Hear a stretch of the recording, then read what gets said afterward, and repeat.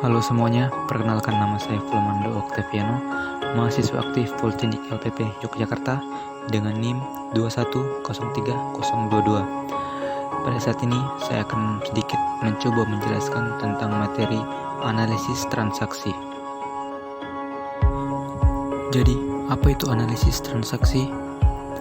Analisis transaksi merupakan kegiatan yang penting dalam tahapan siklus akuntansi. Analisis digunakan untuk mengetahui pengaruh dari transaksi terhadap akun-akun sehingga membentuk persamaan dasar akuntansi. Selanjutnya, apa manfaat dari analisis transaksi? Yang pertama, untuk mengetahui posisi keuangan periode tertentu. Misalnya saja, sebuah perusahaan ingin mengecek kegiatan keuangan selama 1 tahun penuh, maka bisa menggunakan cara ini. Hal ini dikarenakan pada proses analisis yang terjadi di dalamnya diadakan pengecekan terhadap serangkaian data pemasukan dan pengeluaran perusahaan, sehingga perusahaan nantinya bisa memahami ada apa posisi keuangannya, apakah mengalami banyak kerugi atau untung. Yang kedua, untuk menganalisa kelemahan perusahaan yang ada. Contohnya saja, perusahaan baru saja mengeluarkan sebuah produk baru, namun ternyata produk ini kalah dengan produk lama. Jika terus memaksa produk baru ini, maka akan merugikan. Kegiatan analisa sedini mungkin ini bisa membuat perusahaan mengetahui kelemahannya. 3. Untuk mengetahui kelebihan perusahaan yang dimiliki. Selain bisa untuk mengetahui kekurangan dari perusahaan, ternyata kegiatan analisa ini sendiri bisa untuk mengetahui kelebihan perusahaan. Yang keempat, untuk mengetahui langkah lanjutan pengambilan keputusan.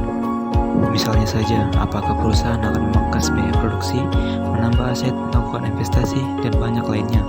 Kegiatan pengambilan keputusan itu berdasarkan pada status keuangan perusahaan dari analisis yang dibuat dan didapat. Yang kelima, sebagai bahan evaluasi dan penilaian kerja. Analisa keuangan dan transaksi, perusahaan bisa menjadi sebuah evaluasi dan penilaian kerja terhadap seluruh tim yang bertugas, untuk kemudian nantinya perusahaan dan tim sendiri bisa lebih baik dalam meningkatkan kegiatan kerjanya. Bagaimana cara melakukan analisis dari transaksi dalam akuntansi? Yang pertama, memahami jenis akun atau dokumen yang ada. Yang kedua, mengumpulkan seluruh data yang dibutuhkan selengkap mungkin. Yang ketiga, melakukan pengukuran transaksi. Yang keempat, menetapkan data nyata pemasukan dan pengeluaran. Dan yang kelima, membuat laporan. Selanjutnya 5 jenis akun dalam akuntansi. Yang pertama aset, yang meliputi kas, piutang, perlengkapan. Yang kedua utang, meliputi utang usaha, utang bank, dan lain-lain. Yang ketiga modal, meliputi modal saham, laba ditahan, dan lain-lain.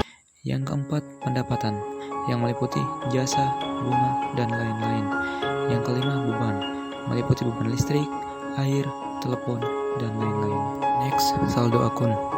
Yang pertama akun aset, bertambah di sisi debit, berkurang di sisi kredit. Yang kedua, akun liabilitas atau utang, yang berkurang di sisi debit, bertambah di sisi kredit.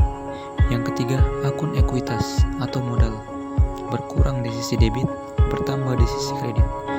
Yang keempat, akun pendapatan, berkurang di sisi debit, bertambah di sisi kredit. Dan yang kelima, akun beban, yang bertambah di sisi debit dan berkurang di sisi kredit. Selanjutnya, penggolongan akun. Yang pertama, akun nominal atau laba rugi, yang terdiri dari akun pendapatan dan akun beban. Yang kedua, akun real atau neraca, yang terdiri dari akun aset, akun utang, dan akun modal. Next, normal account balance, yaitu aset, debit, liability, credit, equity, credit, revenue, credit, expense, debit. Jadi teman-teman, itulah sedikit uraian mengenai pengertian analisis transaksi dalam akuntansi, mulai dari manfaat hingga bagaimana cara melakukan analisis transaksinya.